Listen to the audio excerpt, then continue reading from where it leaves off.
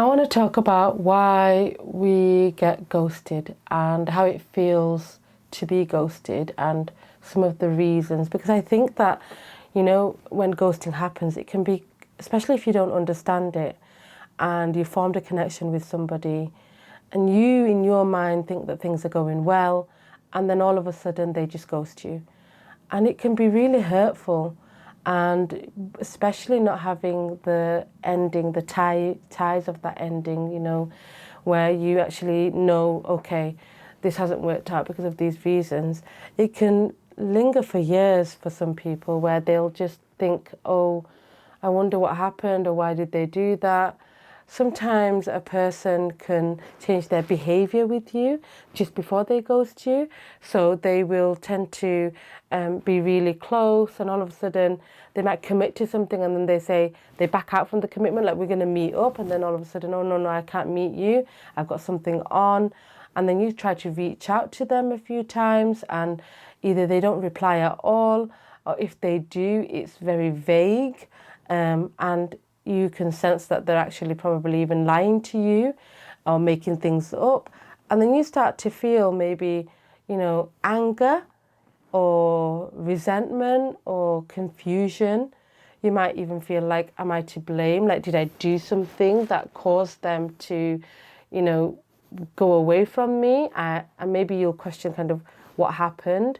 And some people, because they've ghosted you, they're not going to have that conversation with you.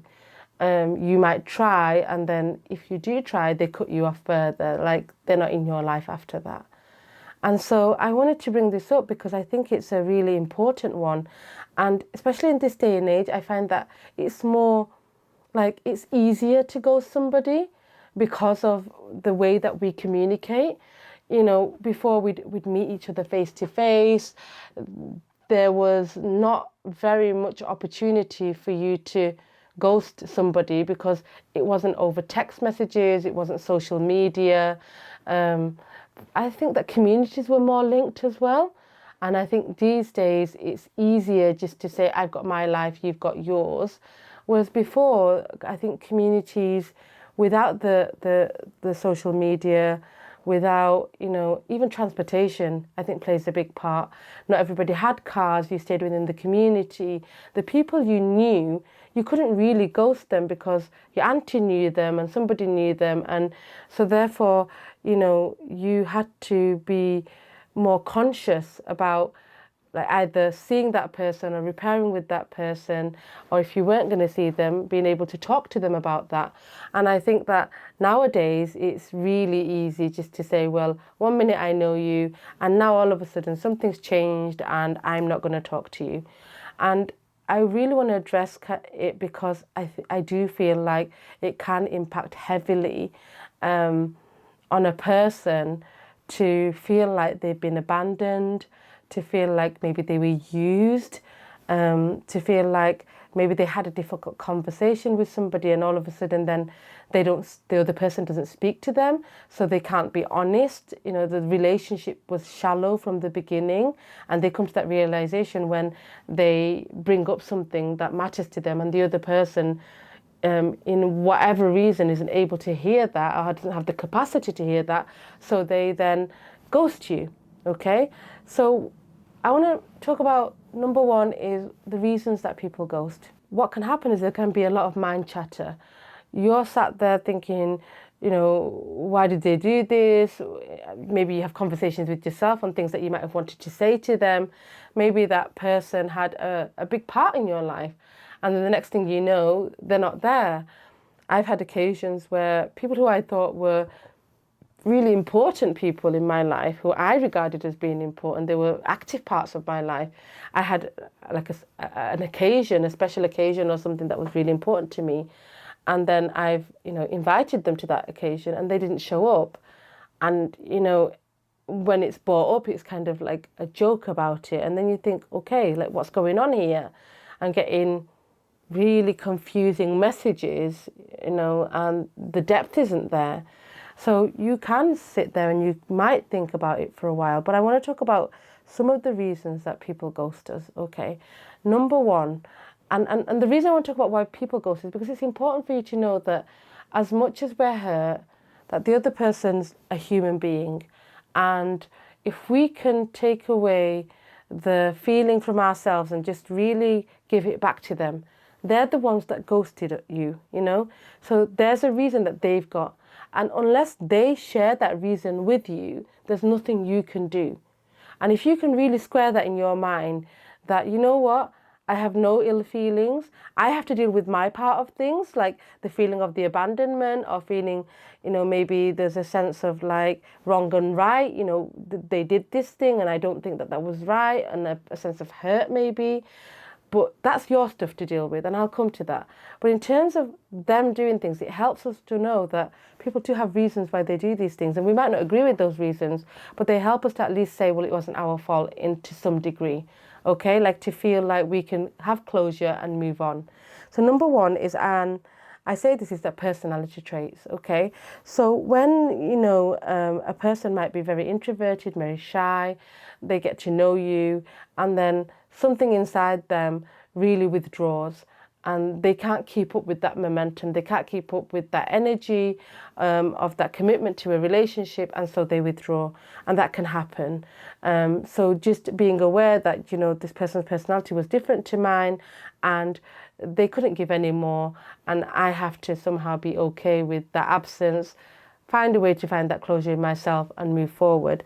The other reasons that people can withdraw is anxiety. So something might have come up in the relationship, they don't know how to handle that, and so their anxiety, their worry, their sense of fear just gets them to withdraw. So no, they no longer want to be around you. And it might be something that you said very innocently or something that happened, but to them it felt a certain way.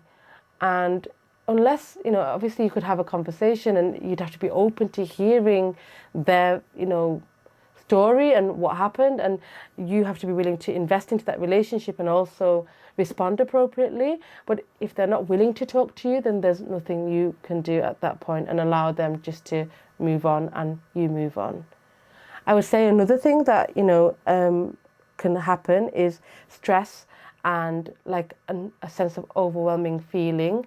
So people, things happen in life, stressful situations happen, and they're just doing their thing and they just kind of move away, yeah, because they're dealing with their own stress. The other thing that can happen is they can feel, especially, you know, if you're a person who's really upfront and really honest about certain things, or maybe you said a thing or you acted a certain way and something inside them triggers, and so they start to feel like rejection, or they start to feel overwhelmed, or they start to feel, you know, maybe you didn't behave in the way that they needed you to behave, okay, or to act or to do, and they had a certain expectation about you and you didn't meet that expectation. So instead of having the maturity to come and say to you, look, you know, when this particular thing happened, it upset me, or this is how I perceived it, and I wanted to talk to you because the relationship matters, what they do instead is say, come up with whatever reasons in their mind, and they just withdraw. And you're left without any answers or any real concrete feedback as to what happened. And then you're left with the question like, why was I, you know, ghosted? Why did this person just all of a sudden not speak to me anymore? And it's hurtful, but that's what's going on for them. And again, we have to remember that we can't control how another person is or isn't. What we have to be aware of is what's coming up for us. Is there judgment coming up? Is there fear coming up? Is there sadness coming up? And we work through that in whatever way we can. Another few things I would say is low self-esteem, maybe a sense of, you know, identity issues that for them. So, you know, you're trying to build a relationship, the relationship gets to a certain level, and then that person can't give any more to that relationship, and they feel that, but they don't have the ways to express that to you. So instead what they do is they just withdraw. Okay, so I think for me those would be the main things. And I would say for the person who is ghosted is, number one, particularly as Muslims, is try to make an excuse, you know, whether we agree or we don't agree. Try to make an excuse for that person, for your own peace of mind, to try and let that go. And also to not blame yourself, to say, okay, there was clearly something, that wasn't working. I would have really liked for that person to talk to me, and not make it a reflection of who you are. Just to find a way to say maybe we're just different. And remember that everything Allah does is for the best. And sometimes we wish that a person was in our lives, and in reality, that's not good for us. We don't want that person in our lives. And perhaps in the future, something would have happened that would have been detrimental to your deen, and to who you are as a person, and they weren't good to have in your life. So you want to just be able to say that trust Allah's timing, that Allah brings the right people to your life and takes away the people that are not good for you.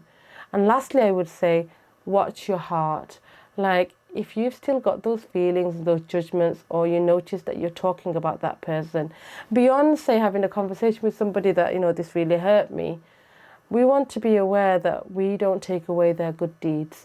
Because the more that we do things that are, against, like backbiting, for example, and, talking about them and going beyond the limits, okay, or slandering them, what's going to happen? Except that we ruin ourselves. This is a test from Allah.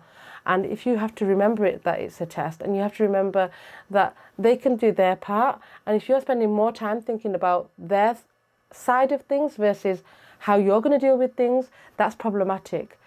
Things are going to happen.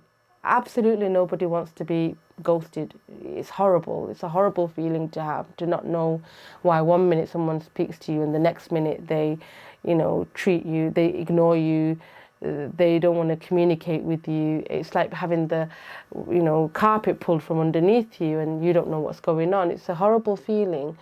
Ask Allah to give you good, secure people that are willing to communicate with you, people who, understand the value of your friendship. And even if you've done certain things for them and you feel like, you invested a lot into it, remember that the investment is only for the sake of Allah. It was never about them. And so going into the future, when you're meeting people, don't stop yourself from meeting because of the fear that they might do this. Instead, when you do meet them, give your 100% only for the sake of Allah. And that way the reward is with Allah.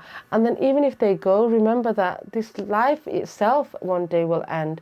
And so you're not attached to people in the way of it being permanent.